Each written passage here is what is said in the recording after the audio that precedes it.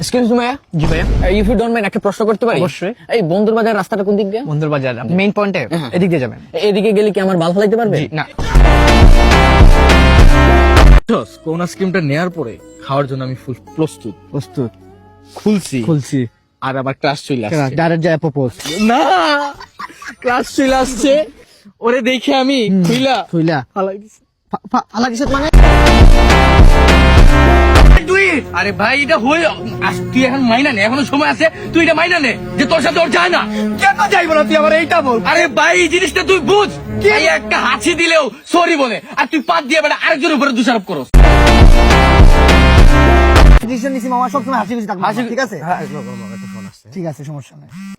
Hello জান, কি করো? তুমি খাইছো? তুমি খাও নাই? আমি তো খাইয়া ফেলাইছি। বাট এখন আমি মুখের মধ্যে আঙ্গুল ঢুকাই সব বমি করে বার করে দেব। তুমি খাইলে আমি খাবো।